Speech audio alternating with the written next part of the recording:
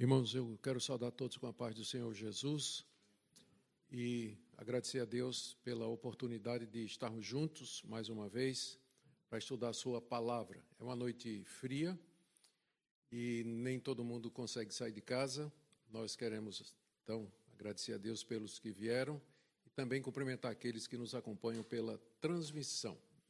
E aonde quer que ela chegue, que também a bênção de Deus acompanhe. Nós vamos dar continuidade à exposição da carta aos Gálatas. Eu queria que você abrisse nesse livro, no capítulo 3. E nós vamos fazer a leitura à medida que a exposição prossegue. Como é nosso hábito, nós fazemos primeiro uma exposição do que foi dito até agora, uma visão geral da carta, para que nós possamos contextualizar o ensino, em particular, dessa passagem. Então, vamos lembrar. Paulo escreveu essa carta para as igrejas da Galácia com o objetivo de tentar impedir que os cristãos, que os crentes que haviam se convertido durante a sua primeira viagem missionária naquela região, voltassem ou se sujeitassem às práticas judaizantes que estavam sendo ensinadas por profetas, pregadores que vinham de Jerusalém. A gente tem que lembrar que quando o cristianismo começou, ele começou judeu, começou judaico. Os primeiros cristãos eram judeus, o Messias era judeu, a escritura era do Antigo Testamento, o templo era de Israel, Israel era o povo escolhido de Deus. Então era muito estranho, mesmo para os primeiros cristãos, a ideia de que Deus estava querendo salvar também os gentios. Então, desde cedo, houve reação dos chamados judeus cristãos a essa noção de que eles poderiam, por exemplo, adorar juntos na mesma igreja ou sentar à mesma mesa para compartilhar uma refeição. Eles não tinham compreendido que todas aquelas leis, especialmente as leis de dieta, de comida, que separavam o judeu do gentio, haviam se cumprido em Cristo. Muitos judeus que haviam se tornado cristãos, eles continuaram a praticar a lei de Moisés, circuncidar seus filhos, não comer determinados alimentos, guardar as datas do calendário e assim por diante, do calendário sagrado, os festivais de Israel. E quando o apóstolo Paulo começou a pregar o evangelho aos gentios, isso provocou uma comoção, provocou uma reação muito grande da parte dos judeus cristãos, do cristianismo judaico, particularmente da sede, que era Jerusalém. E, ao que parece, muitos desses judeus, eles tomaram como propósito acabar com a obra do apóstolo Paulo, ou pelo menos atrapalhar o máximo que eles podiam. Então, nós chamamos esses pregadores judeus de judaizantes. E a mensagem deles era de que a fé em Cristo somente não salva. Os gentios que creram em Cristo, eles teriam que também se circuncidar, começar a guardar aquele tipo de alimentação que era própria do judeu e frequentar o templo nas datas do calendário sagrado dos judeus, as grandes festas e assim por diante. E foi com esse propósito que eles chegaram lá nas igrejas que Paulo tinha fundado na Galácia. Depois que Paulo terminou o seu trabalho ali, então eles encostaram. E o argumento era mais ou menos esse. Vocês creem em Cristo? Cremos. Ah, muito bem. E vocês já foram circuncidados? Não, não fomos circuncidados. Paulo nos ensinou que nós somos salvos pela graça, pela fé, e não por obras da lei.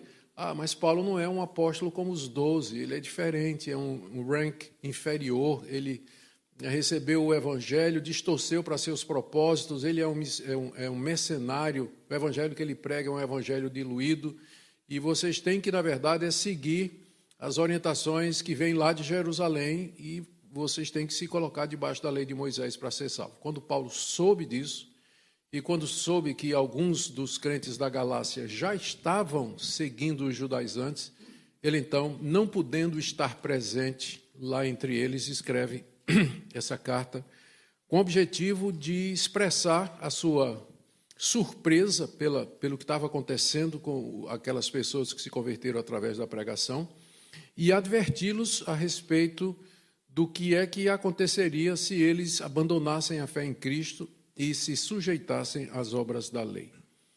Então, nos capítulos anteriores, nós vimos o apóstolo Paulo defendendo a sua autoridade apostólica, não por uma questão egoísta, mas porque o que estava em jogo era o evangelho que ele pregava. Nós vimos também que ele conta da sua ida a Jerusalém, onde os apóstolos de Cristo reconheceram que ele era apóstolo também e nada acrescentaram à mensagem que Paulo estava pregando. Depois ele narrou, isso aqui é o que vimos no capítulo 2, né, na última vez. Depois Paulo narra um episódio onde ele enfrentou Pedro cara a cara por conta da inconsistência de Pedro com relação à presença dos gentios na igreja. E ele começa a fazer uma exposição inicial da doutrina da justificação pela fé. Hoje nós vamos ver como Paulo confronta os gálatas, que estavam querendo seguir os judaizantes, e em seguida a exposição que ele faz da justificação de Abraão pela fé. Nós vamos orar e em seguida começar aqui o nosso trabalho de exposição. Oremos. Ó Deus, nós sabemos que estas coisas aconteceram para o nosso bem, porque tudo que foi escrito para o nosso bem foi escrito.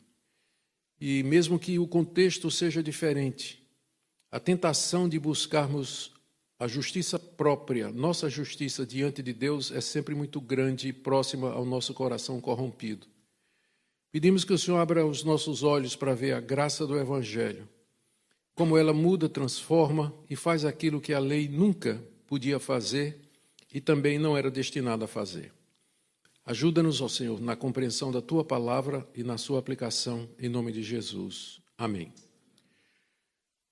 Primeira coisa que Paulo faz aqui, minha primeira parte aqui dessa passagem, está aí do verso 1 até o verso 5, onde o apóstolo Paulo vai dizer que os gálatas estavam sendo insensatos em seguir os judaizantes. Acompanhe a leitura. A partir do verso 1. Ó gálatas insensatos, quem foi que os enfeitiçou? Não foi diante dos olhos de vocês que Jesus Cristo foi exposto como crucificado? Quero apenas saber isso. Vocês receberam o Espírito pelas obras da lei ou pela pregação da fé? Será que vocês são tão insensatos que, tendo começado no Espírito, agora querem se aperfeiçoar na carne? Será que vocês sofreram tantas coisas em vão, se é que na verdade foram em vão? Aquele que lhes concede o Espírito e que opera milagres entre vocês, será que ele o faz pelas obras da lei ou pela pregação da fé? Aqui no início do capítulo 3, o apóstolo Paulo demonstra a sua surpresa por aquela guinada ou aparente guinada ou tendência à guinada dos gálatas com relação ao evangelho da graça que eles ouviram, se bandeando para o evangelho das obras, que era aquele pregado pelos judaizantes. E Paulo então se dirige a eles como insensatos, né? Veja o verso 1. Ó gálatas insensatos. Ele considera que aquilo que eles estão fazendo era uma grande insensatez. Outras traduções possíveis. Vocês não têm juízo, vocês ficaram malucos. É mais ou menos isso que Paulo está querendo dizer aqui. Que insensatez é essa, né? Que tolice é essa que vocês estão fazendo de abandonar o evangelho para se tornar judaizados, né? Se fazer judeus, pensando que isso vai salvar vocês, ou que isso vai levar vocês até a presença de Deus. E aí ele faz, a partir do verso 1, 6 perguntas retóricas. Perguntas retóricas são aquelas que a gente faz, mas a gente já sabe a resposta. E que a gente faz para engajar a pessoa com quem nós estamos conversando. Paulo faz 6 perguntas para levar os gálatas a refletir. Eu vou aqui resumir os argumentos de Paulo, não na forma das perguntas, mas como se fossem declarações, que aí fica mais fácil a gente entender. Com essas perguntas, Paulo está dizendo o seguinte a eles: será que vocês não perceberam? Primeiro, vocês foram enfeitiçados. Vocês foram, assim, iludidos ao nível de serem objeto ou alvo de algum tipo de feitiçaria que fechou os olhos de vocês, enganou vocês e conseguiu persuadir vocês que o que vocês escutaram estava errado. Quem enfeitiçou vocês? A pergunta dele no verso 1. E Paulo sabe a resposta, foram os judaizantes. E a gente pode entender como isso poderia ser um fascínio.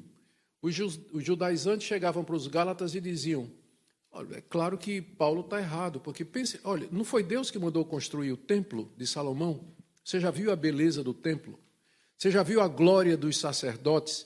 Já participou de um festival em Jerusalém com as ruas cheias de gente adorando a Deus, vindo de todo lugar? Você já viu as glórias lá da religião de Israel, do judaísmo?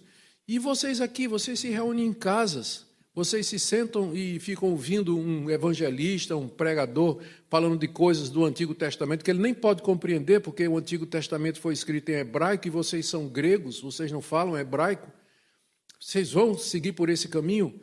Esse tipo de conversa, falando da glória, da beleza da religião judaica, com certeza poderia parecer muito plausível, sensível e atraente para aqueles gregos que haviam conhecido o judaísmo via cristianismo.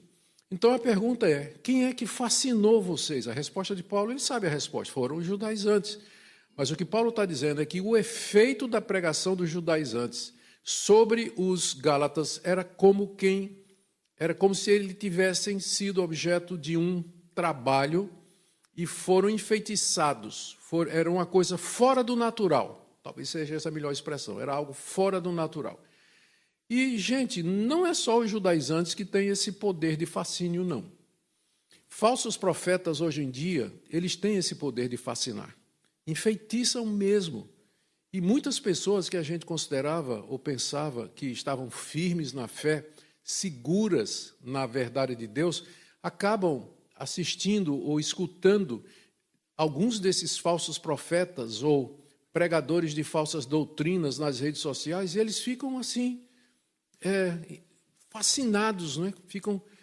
Ficam abestalhados, por assim dizer, perdem o sentido, perdem a noção, não é?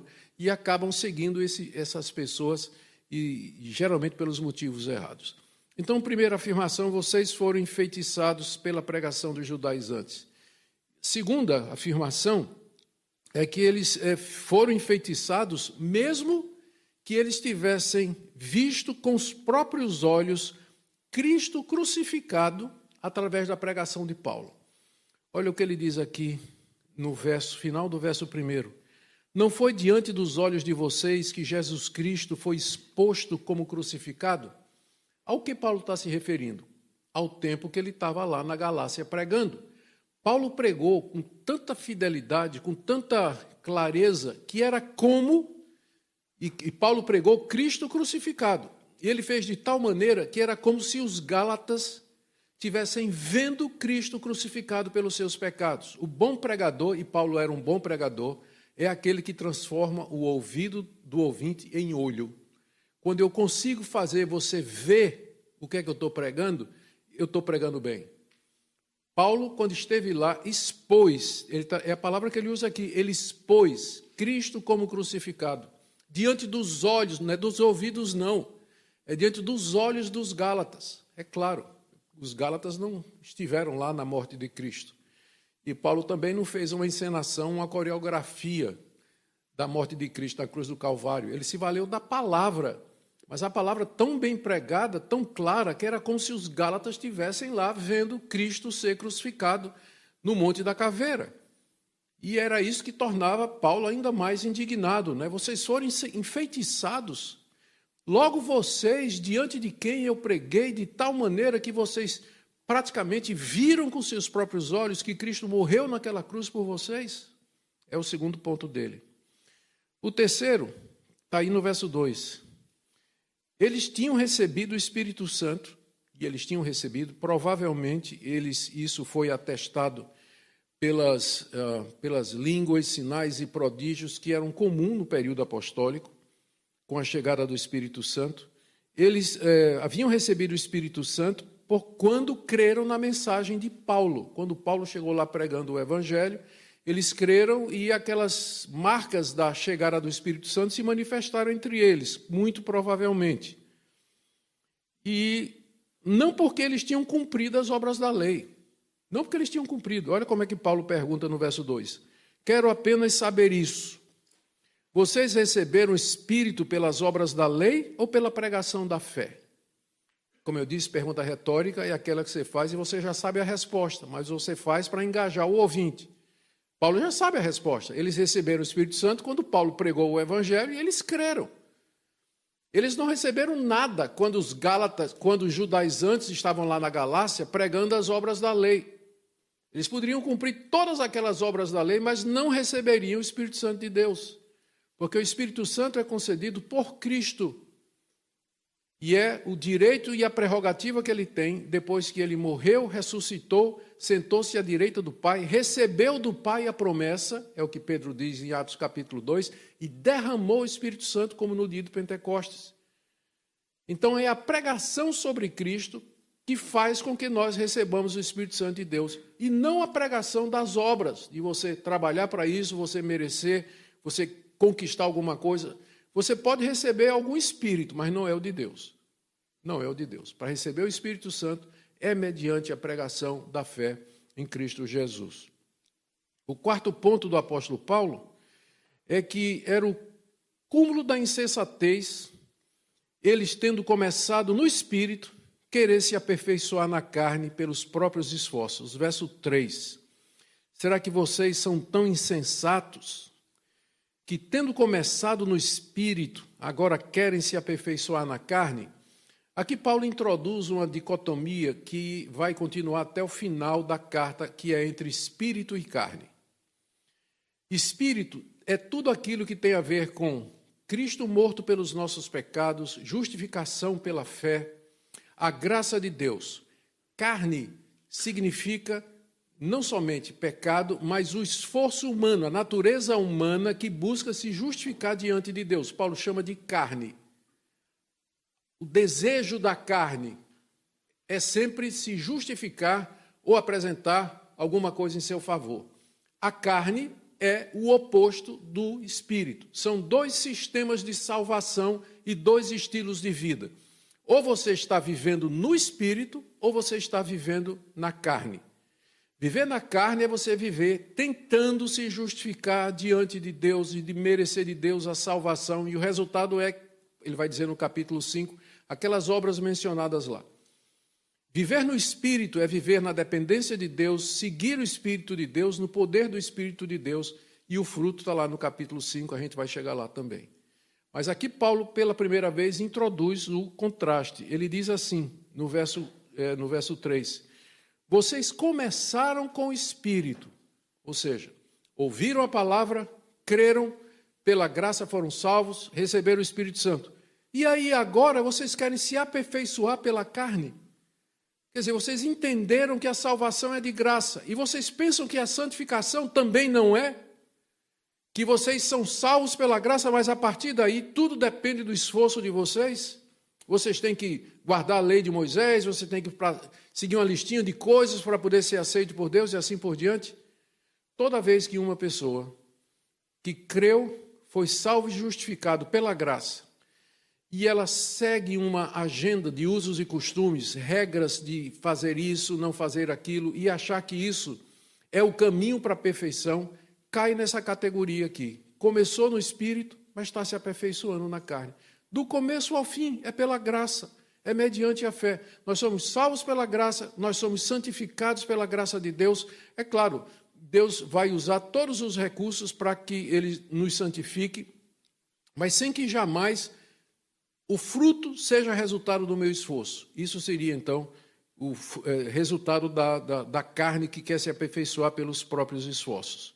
O quinto argumento dele, o quinto ponto dele está no verso 4. Ele está dizendo, os sofrimentos que vocês passaram, e eram os sofrimentos relacionados com a perseguição, é só você ler o livro de Atos, e você, a partir do capítulo 13, e você vai ver que quando Paulo esteve lá na Galácia, estou pensando aqui na Galácia do Sul, Antioquia, Icônio, Listra e Derbe, foi perseguição o tempo todo, não somente para ele, mas para as igrejas que ele fundou. Aí Paulo diz, vocês acham que os sofrimentos que vocês passaram foram em vão?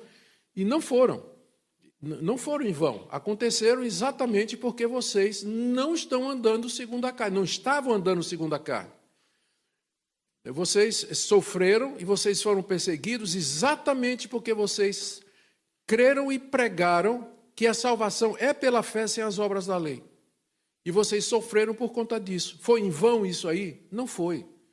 Não foi, porque mostra que vocês são de Deus, que vocês estão em oposição ao mundo e que Deus está usando tudo isso para o bem de vocês.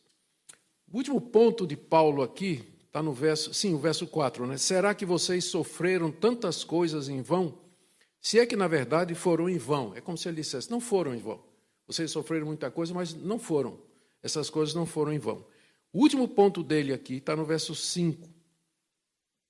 E Paulo está dizendo aqui, Deus deu o Espírito Santo a vocês e realizou milagres entre vocês, não porque vocês obedeceram à lei, mas porque vocês creram na mensagem que ouviram.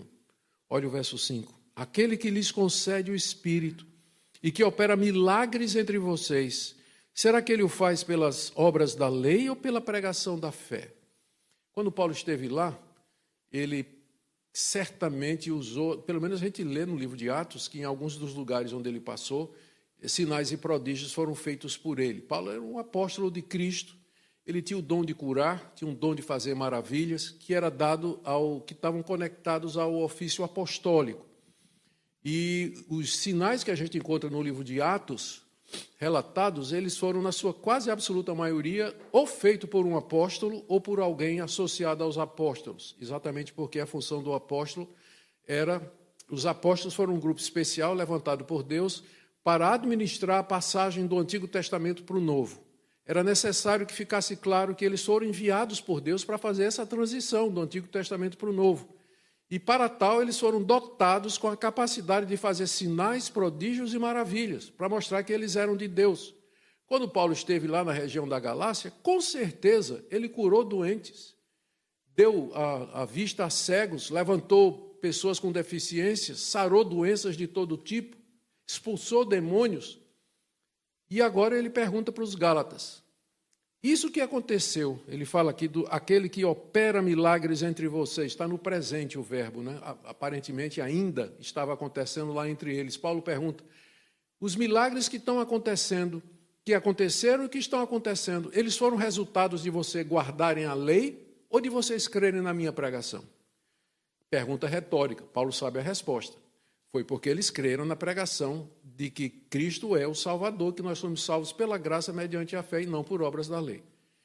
Então, são 6 pontos poderosos, né? São 6 argumentações muito claras em que o apóstolo Paulo procura desconstruir a mensagem dos judaizantes e dizer, Gálatas, vocês são insensatos se vocês seguirem o que eles estão dizendo, porque as evidências estão muito claras.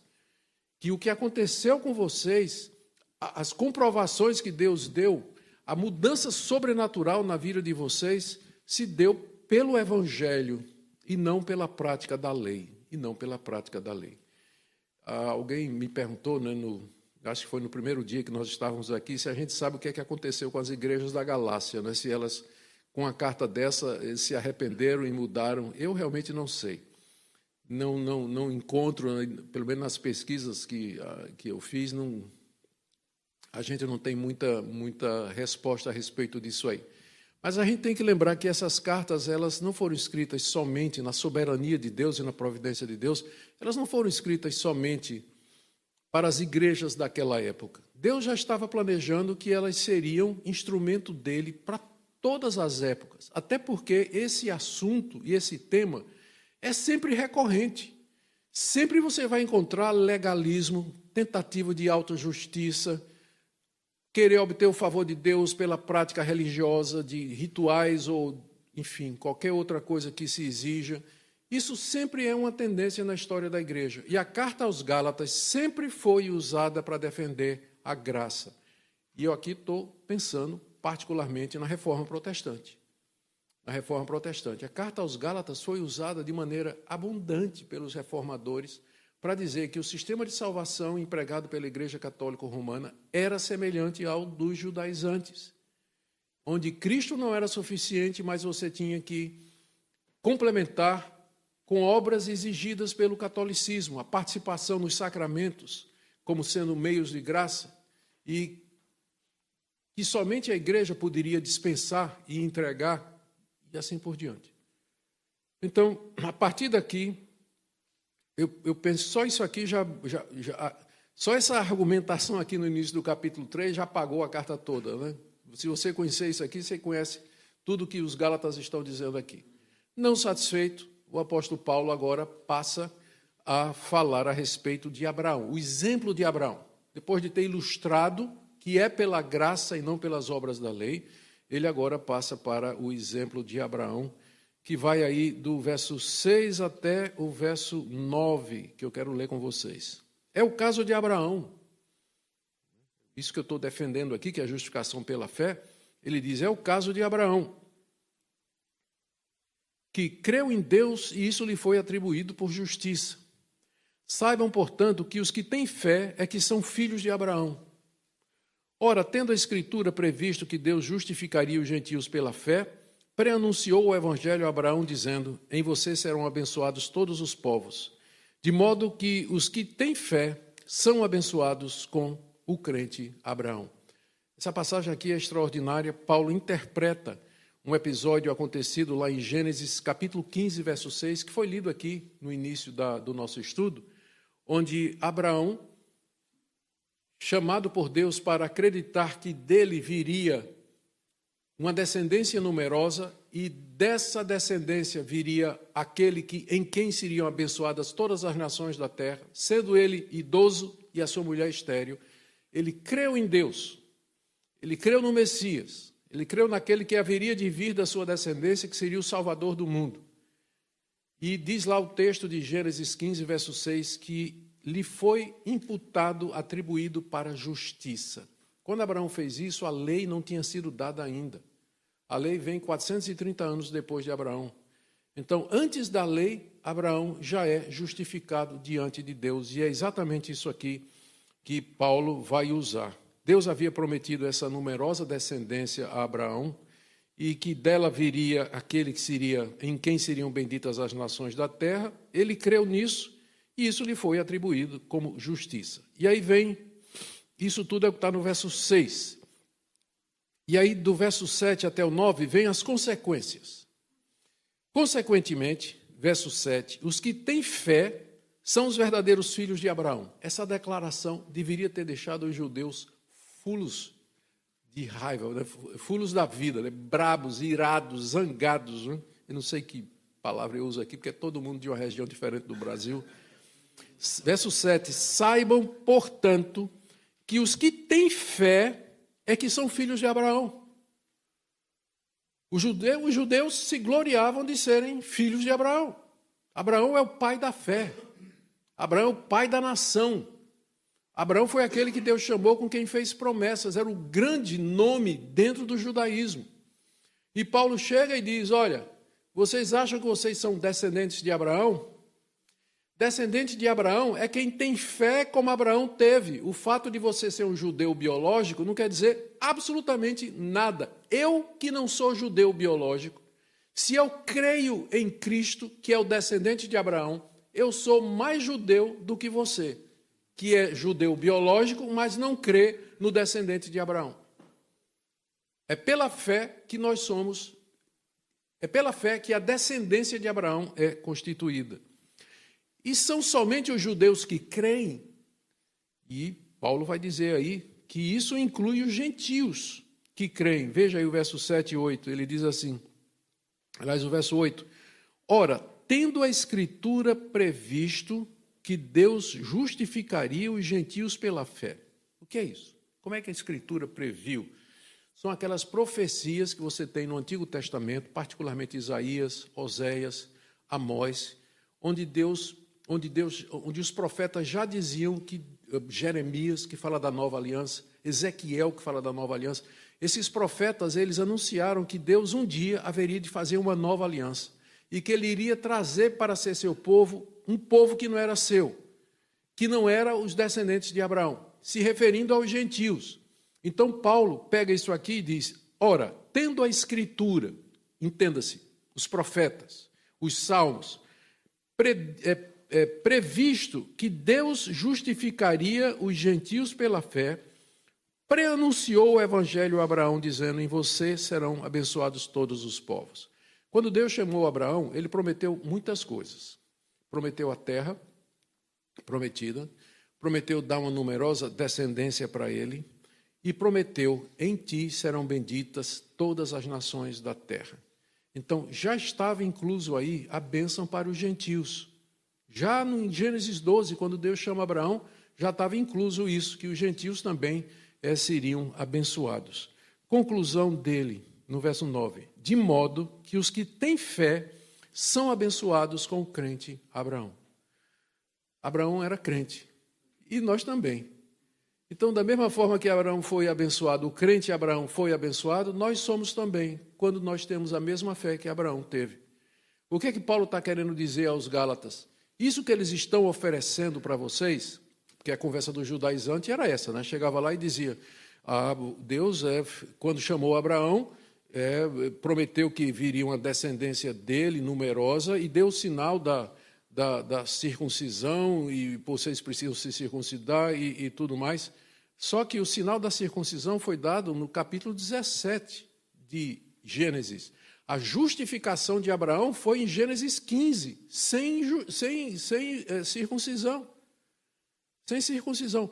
Com isso, Deus querendo mostrar que a descendência de Abraão, a bênção da redenção, da salvação, é para o que crê. A circuncisão é um símbolo, é uma figura, bem como a lei de Moisés. Eles não deviam se deixar enfeitiçar pela conversa dos judaizantes. Ao contrário, do que Paulo estava...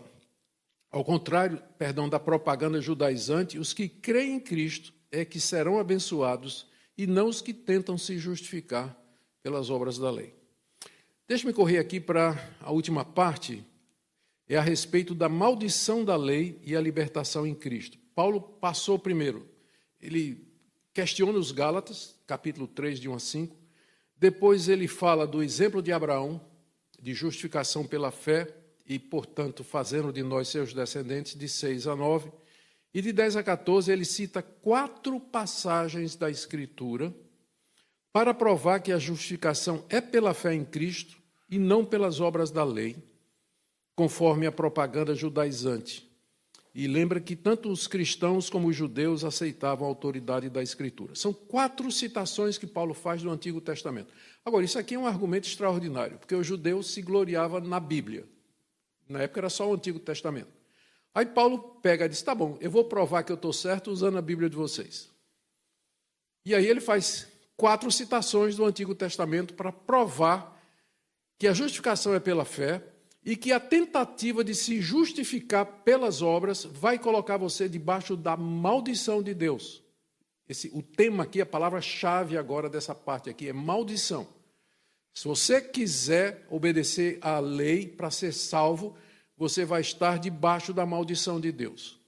Então, lembra disso aqui. O primeiro texto está aí no verso 10.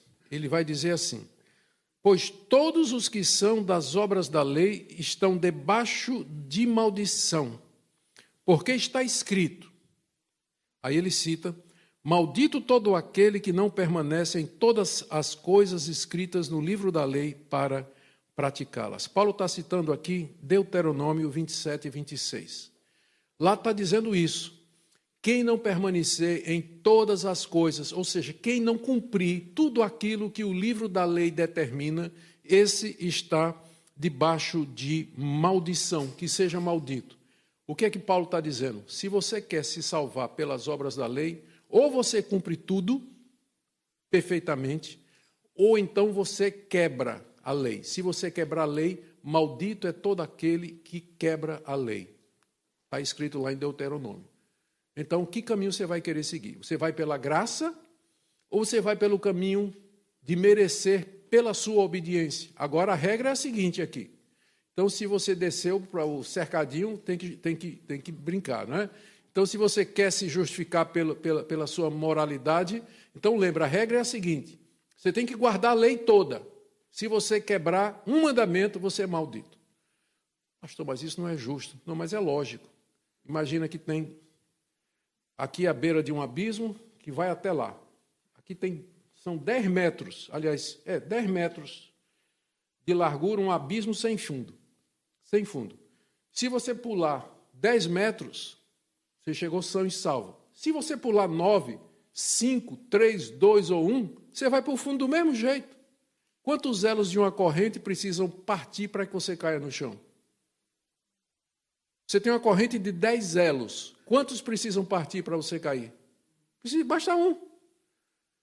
Basta um. Então, a regra é essa. Quer seguir aí o que os judaizantes estão dizendo?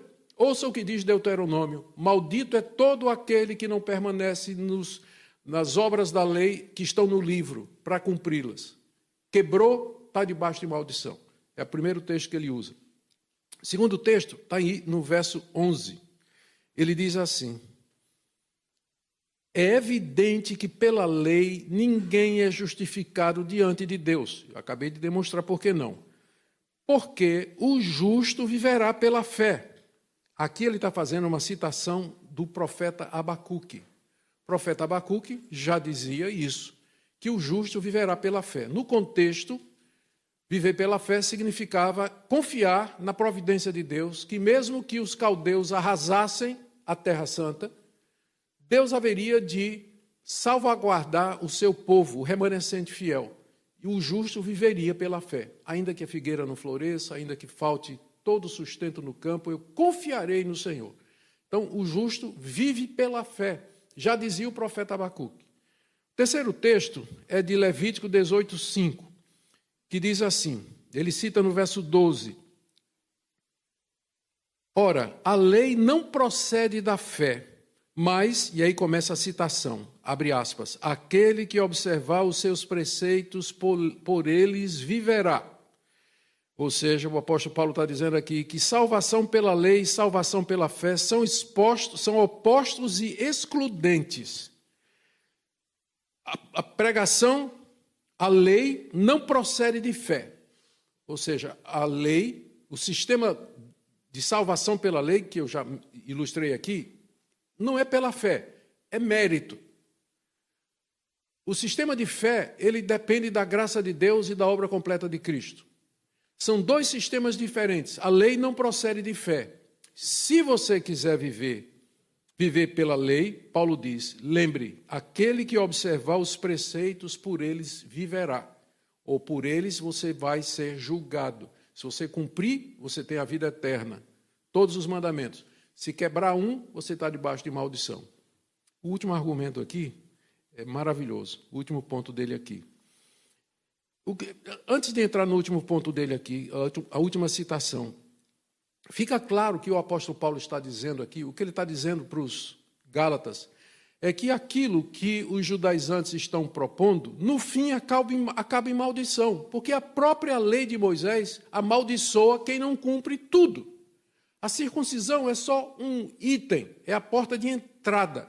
Uma vez que você se deixa circuncidar e você diz assim, eu vou me justificar pela lei, então você vai seguir as regras. E pelas regras você está amaldiçoado, porque você nunca vai conseguir cumprir. Então todo mundo está debaixo de maldição. Está mesmo. Todos pecaram e carecem da glória de Deus. Não há um justo, não há um sequer. Não há ninguém que entenda, não há quem busca Deus. Já nos Salmos, o salmista já expressa a angústia de Deus, por assim dizer, a tristeza de Deus por ver que a humanidade se desviou como um todo. Lá no livro de Gênesis, a gente já lê isso, né, que a inclinação do coração do homem é só má continuamente. Está todo mundo debaixo da maldição. O que é a maldição? Você vai ser julgado, você vai ser condenado e apenado ao sofrimento eterno. Essa que é a maldição. E agora ele vem, graças a Deus, com a última palavra dele. Começando a última citação, ele diz aí, no verso 13, Cristo nos resgatou da maldição da lei, fazendo-se ele próprio maldição em nosso lugar. Porque está escrito, maldito todo aquele que for pendurado no madeiro. Aqui o apóstolo Paulo está fazendo uma citação de Deuteronômio 21, 23, onde Moisés disse ao povo de Deus, aquele que tem vários tipos de morte, pena de morte prescrita no Antigo Testamento. Apedrejamento, decapitação era menos comum, a mais comum era o apedrejamento. Mas tinha um tipo de morte que era reservado somente para os malditos de Deus, aqueles que Deus amaldiçoou, que era ser pendurado num madeiro. Inclusive, a pessoa, o criminoso que fosse morto por ser pendurado no madeiro, ele só podia ficar lá até a tarde. Ele era tirado antes da noite começar. Cristo se fez maldição em nosso lugar, porque ele foi pendurado no madeiro. Essa maldição que está sobre nós, Cristo levou sobre si, porque a morte dele é aquela morte que está dita lá em Deuteronômio: maldito todo aquele que for pendurado no madeiro. Cristo foi pendurado, levou a nossa maldição, ele foi feito maldito em nosso lugar. Portanto, já não existe mais maldição contra quem está em Cristo Jesus. Esse é o ponto do apóstolo Paulo. Hoje em dia as pessoas querem, mesmo depois de crente, quer fazer quebra de maldição, né? Cristo já foi feito maldição em nosso lugar. Ele já levou todas as maldições, todos os compromissos que você tinha, toda a obra maligna que você fez, ou com o pacto. Você pode ter feito um pacto com o diabo, selado com sangue, ou coisa dessa natureza, mas quando você creu no Senhor Jesus, todas essas maldições são creditadas na obra que ele fez na cruz do Calvário, porque ele foi feito maldição em nosso lugar. Por isso que nós não cremos. O pessoal pensa que é porque a gente é frio, né? Mas não, é porque a gente entende o Evangelho. A gente destaca a obra completa e eficaz do Senhor Jesus. Ele foi pendurado no madeiro, se tornou maldito em nosso lugar, assim nos resgatou da maldição, e o propósito de Deus com isso está no verso 14. Para que a bênção de Abraão chegasse aos gentios em Cristo Jesus, a fim de que recebêssemos pela fé o Espírito prometido. Aquela bênção que Deus deu a Abraão, ela chega até nós também, porque vem pela mesma maneira, mediante a fé. Nós recebemos essa bênção. E que bênção é essa? Ele diz no final do verso: é o Espírito que Deus prometeu. Essa é a maior de todas as bênçãos, o Espírito Santo. Ter o Espírito Santo, viver pelo Espírito, ser cheio do Espírito, produzir o fruto do Espírito. Essa é a maior bênção. É isso que Deus prometeu a Abraão, uma descendência cheia do Espírito de Deus, que glorificasse a Deus e vivesse para a glória dele. Terminando, o que é que Paulo queria ensinar aos Gálatas? Primeiro, aceitar a mensagem daqueles pregadores era pura insensatez. Isso aqui ficou claro, né? Segundo, que Abraão, o pai da nação, na qual os judaizantes tanto se gloriavam, ele foi justificado pela fé. Terceiro ponto que Paulo quer deixar claro para os judaizantes: quem quiser ser salvo pelas obras, pela lei, está debaixo de maldição, porque a regra é essa: ou faz tudo, ou é amaldiçoado. Então, salvação pelas obras é maldição. E o último: os gentios participam da salvação em Cristo pela fé, sem as obras da lei. Amém? Que Deus nos conceda, queridos, a graça de descansar na obra completa de Cristo e rejeitar qualquer sistema religioso que é baseado em obras e no legalismo. Pai querido, nos ajuda a entender a grandeza da obra de Cristo. Ajuda-nos a não sermos fascinados por aqueles que procuram perturbar a nossa paz que temos em Cristo Jesus e roubar a liberdade que temos em Cristo Jesus. Nós oramos que o Senhor nos fundamente nessa verdade. E se há alguém aqui que tem dúvidas, que ainda não está convencido, que ainda não entendeu, que seja uma noite de libertação. Nós oramos, ó Deus, que o Senhor ouça a nossa oração em nome de Jesus. Amém. Amém.